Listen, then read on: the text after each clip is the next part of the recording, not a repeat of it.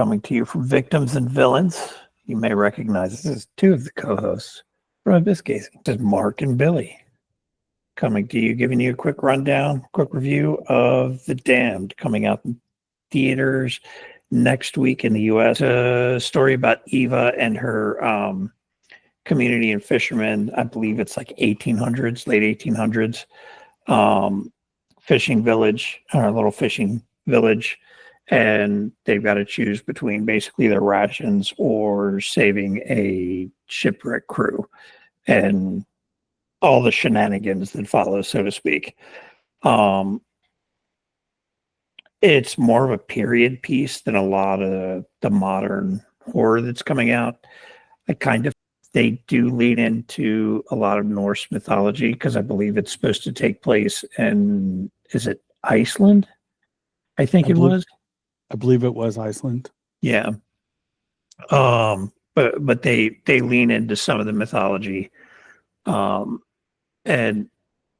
the scenery, we watched it in our home theater where we've got all the extra lighting and stuff. So the scenery just played in with all the extra lighting, all the snow-covered mountains and oceans. Like the whole room was blue. It was pretty cool. But it's kind of a slow movie. It's not one they do enough to keep your interest in it as it goes, or at least for me it did. Overall, I thought it was pretty cool.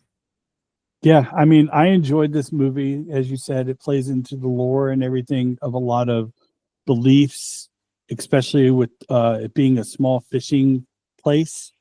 It's not even a town, it's a fishing point. Basically, it's just one little section where they're running this fishing from there, and there is another ship that comes by, and they have to make a decision to fight for their own lives or see if they're going to try to help that ship. Of course, it goes into the rations and everything and the decisions that they make at that point. The twist at the end was kind of good to me. I mean, I had a suspicion, but wasn't 100% because of the lore and everything. But I enjoyed the movie. There was enough going on to keep you invested as opposed to being slow for the sake of being slow. Exactly. And it did give you some of a little backstory enough to give you about the characters and everything. It didn't really go deep into it, which I like that they didn't try to force too much character depth. They gave us enough that it made sense for the movie. Yeah, and it's overall it was a touch slow. I do wish there was a little bit more action in it, or a bit more build up to the ending. It felt a little slow, but not too bad, if that makes sense. Yeah, I mean, it picked up a little bit halfway, if I remember right, about halfway. So this is a movie that I would probably go back and watch again, just because I enjoyed it, and the story itself. To go back now that I know how it runs in the end, to go back and see if I could see hints of it earlier in the movie, or see if you missed anything. Yeah, exactly. If there's anything background wise that you may have missed. Yeah, exactly. Overall, it's a cool movie. It's it has the right feel for the time period they're trying to do.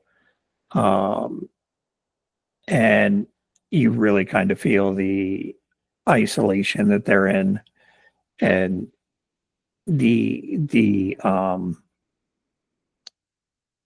how bad the situation already is, and them trying to make that decision, which is going to be a hard decision either way. Do we rescue people and have a problem with the rations we're already low on, or do we just have to turn our backs and let people die?